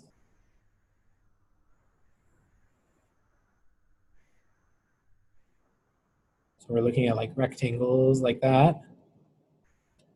Delta x is the length of one of these. So that's equal to b minus a over n. And then xi is the xith subinterval point, or sorry, the ith subinterval point. So we start at a, and then x sub 1 is this guy, x sub 2 is 1 over, and so on. So it's actually x sub I is equal to a plus, well, it's the ith 1 over. So we take I times the length of each subinterval. So a times I delta x, which we said delta x is b minus a over n. So then if we plug it in here, then we get kind of a more full definition. The limit as n goes to infinity of I from 1 to n, f of, well, we said x of I is a plus I times b minus a over n times delta x, which is b minus a over n. Okay. So this is the limit definition. The limit definition of the Riemann integral.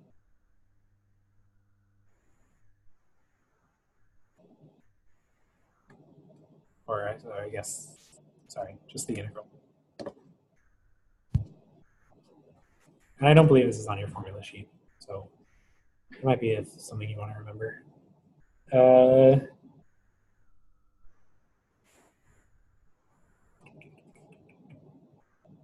Good. Okay. So what we want to do is use this stuff here and translate it into the stuff that they gave us in order to turn that into an integral. So what we need to find is a function that is evaluated at a plus I times b minus a over n. And then we also need to find a b minus a over n hanging out on the outside, multiplying everything. Well, if we look, we have this guy here, this 5 over n on the outside, multiplying everything. And that looks kind of like a b minus a over n. If b minus a was 5, then we would have, that would be b minus a over n. And then we also need an I times b minus a over n. So, okay, so in a problem like this, I would think like, okay, I'm just kind of going to explore and say, I see this 5 over n, and this kind of looks like what I want. So I should say, what if 5 over n equals b minus a over n?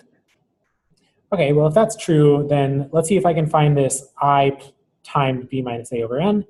Well, I find an I times 5 over n. So I found that right there. And then I need to find an a plus that. Well, I have this 8 down here, 8 plus that. So I could let 8 be a. So what if 8 is equal to a? Well, then I could rewrite this expression all the way down here. I'm gonna cut some of it off. Let's see. So what it was 1 over 8 plus I times, or sorry, 5I over n times 5 over n. Okay, so if I were to write this like substituting my a's and my b's and everything, I would get that 1 over a plus I times b minus a over n times b minus a over n. And so this all actually had the limit stuff up front.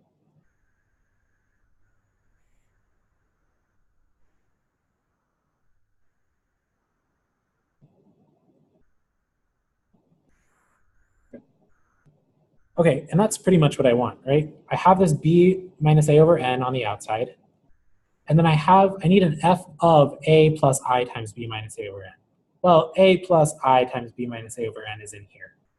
So then my f is what I plug the a plus I times b minus a over n into. So in this case, I'm plugging a plus I times b minus a over n into 1 over that. So that would mean that f of x would have to be 1 over x. Because then f of a plus I times b minus a over n is equal to 1 over a plus I times b minus a over n. Good. Okay, so I would have my f of x has to be that. My a, I said up here, has to be 8, and my b minus a over n is 5 over n. A has to equal 8, and then b minus a over n has to equal 5 over n. Okay, so what did they want? They wanted f of x, and they wanted a, and they wanted b. So we have everything but b. So we can use our b minus a over n equation right here to solve for b. So I can first multiply both sides by n, cancel that, and then I get b minus a is equal to 5. But then I know what a is. I know that a is equal to 8, so I know that b minus 8 is equal to 5. Then if I move the 8 to the other side, I get that b is equal to 13.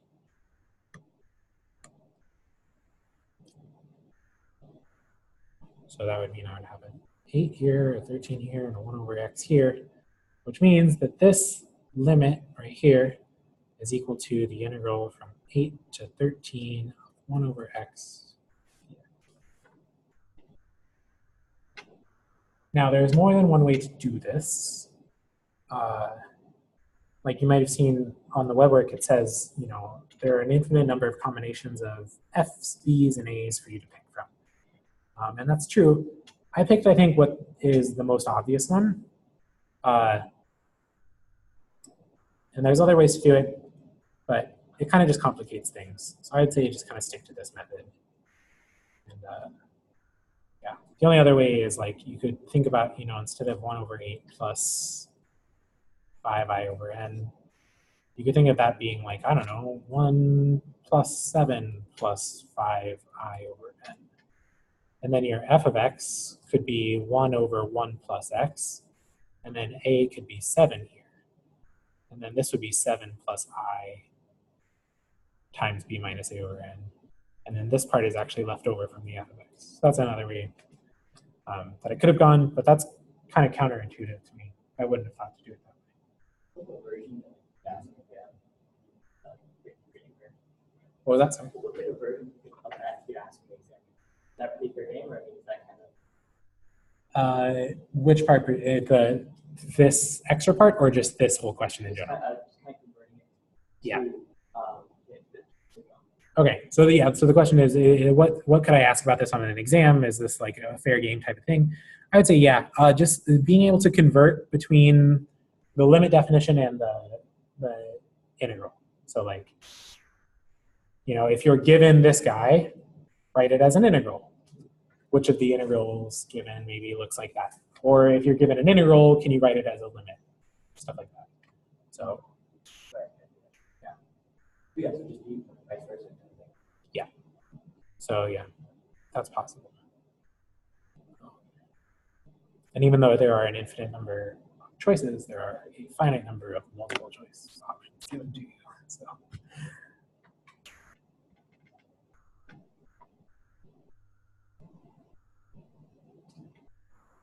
Okay, so we have what, like 7 minutes left? I think somebody asked another. It's like, okay, so we got that stuff. We got almost all that. Did you guys in here have any other questions anymore? How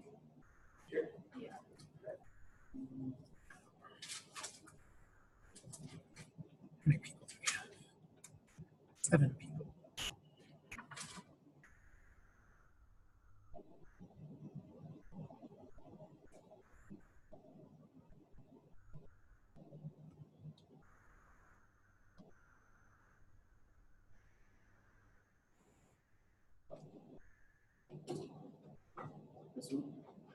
Actually, this one you can probably just answer just like by talking. But I mean, is that one just is that one of those like summation ones, the equations? Yes. I equals 1 to 50. Sorry. 150 of 4i minus 5. Okay, good. So, yeah. So the question was, is this one that you're going to have to use one of the formulas on? And the answer is yes. How do I know that? Well, the first thing you can do is check what are the bounds. So you start at 1 and go to 50. It doesn't seem feasible that we would ask you to add up 50 numbers on the exam. Maybe after the midterm, you might think that we're mean and we would ask you to do that, but I promise we wouldn't ask you to add up 50 numbers. So yeah, so you're going to want to use a formula for this one. So the formulas you're given are things I don't remember, but I think I can come up with. So let's see. So we know that the sum from I equals 1 to n of a constant, well, that's just like adding the constant n times. Adding something a bunch of times is the same as multiplication, so that's actually c times n. So that's one of our formulas. The other one is sum from I equals 1 to n of I. That would be n times n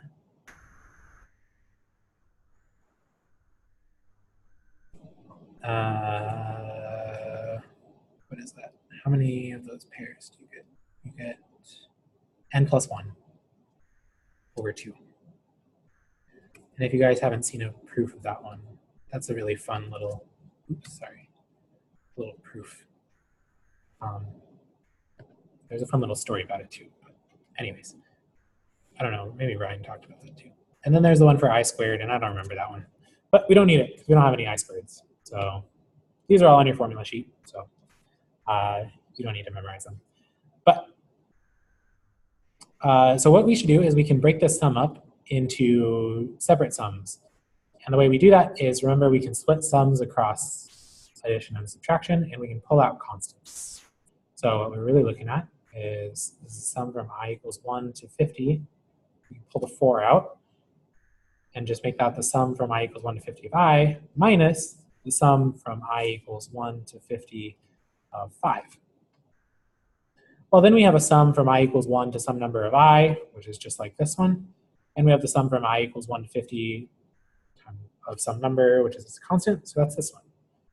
This is actually 4 times, so n in our case is 50. 50 times 51 over 2 minus, and then this would be 5 times 50. And that's the final answer, whatever it is.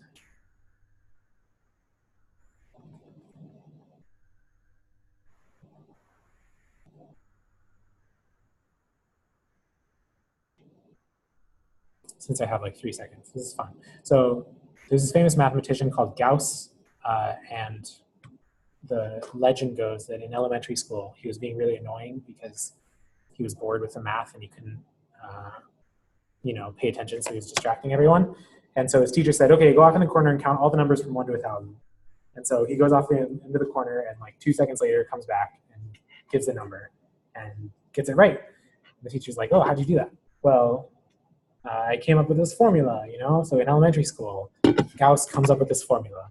And the way you do it is you think about it like, I want to add up the numbers 1, 2, 3. I guess I want to add them, right? So 1 plus 2 plus 3 plus ... all the way to whatever I want to add to. So let's say it was like 1,000. Well, a neat thing you can do is think about going the backwards way and adding 1,000 plus 999 plus 998 plus ...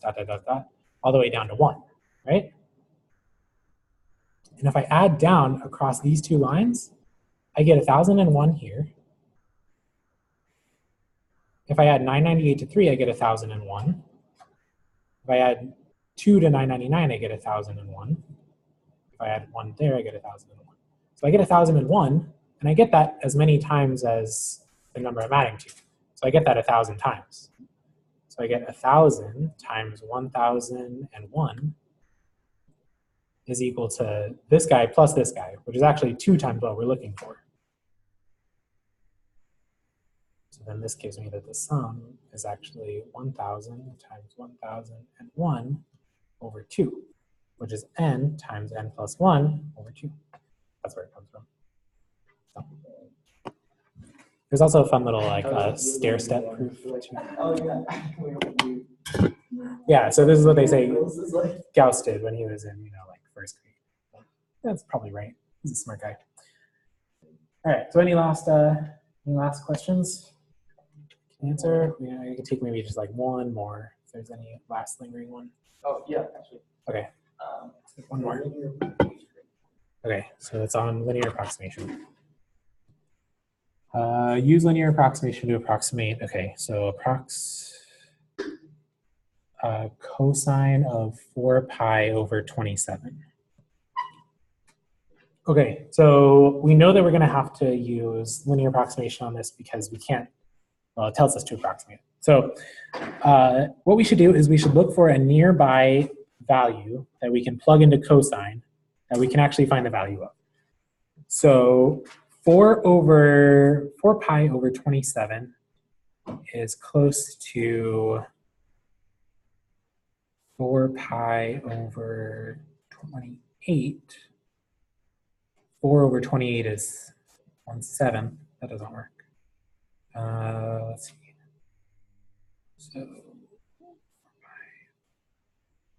oh, or we could take the 3. Oh, that's what it is. Okay, so a nearby value would be changing the 4 to a 3.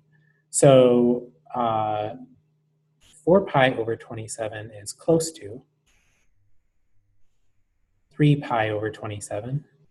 No, that doesn't work either, which would be pi over 9. And what is cosine of pi over 9? We don't know that either. So that's not the right way to do. So this was wrong. Let's see. It was 4 pi over 27? Is that right? Yep. Okay. 3, 4, 5, 6, 7, 8, 9.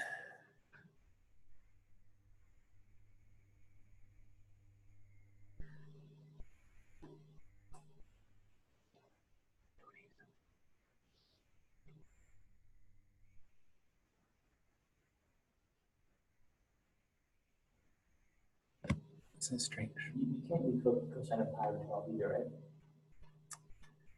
You can't do, what was that? Sorry. Cosine of pi over 12, but you can't do. Yeah, cosine of pi over 12 is not good either. Someone asked, is it 4 pi over 24? I think that's what I'm leaning towards as well. So 4 pi over 24 would be pi over 6. And we can do cosine of pi over 6. I think that's our nearest guy that we would go to. Yeah, I'm happy with that. So, okay, so this is our close guy. So we want to linearize around this one.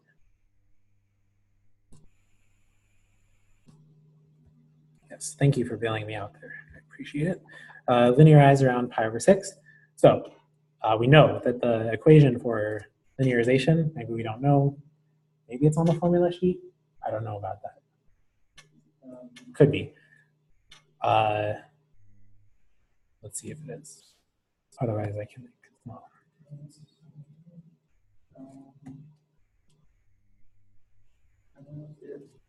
All right, so that's not on the formula sheet. That's going to be something you're going to want to remember. But if you don't want to remember too hard, you can just think, oh, point slope form. And what I'm doing is I'm taking a function, and I want the equation of this line here. So a and f of a, well, I know that its slope is the derivative, right? So I would say that the linearization, that would be y2 minus y1, well, the only y value I know is f of a, is equal to m times x minus x1. Well, the only x value I know is a. Like I said, m is the derivative. And then I'd move the f of a to the other side.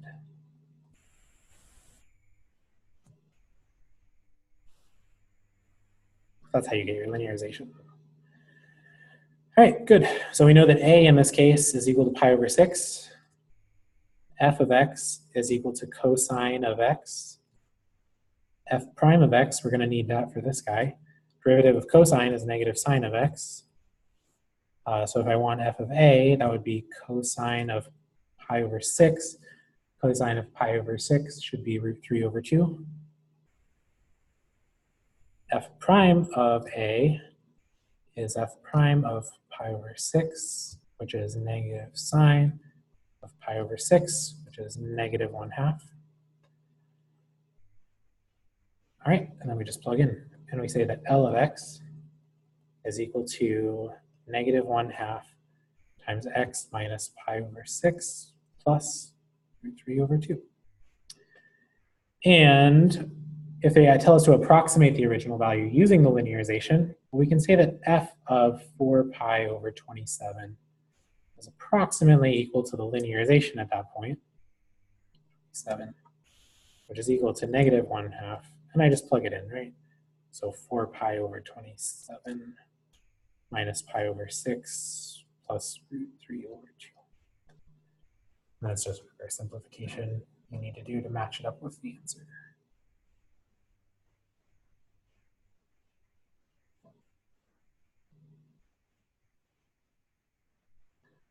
Okay, so between my rambling and Gauss stories, I went over 5 minutes.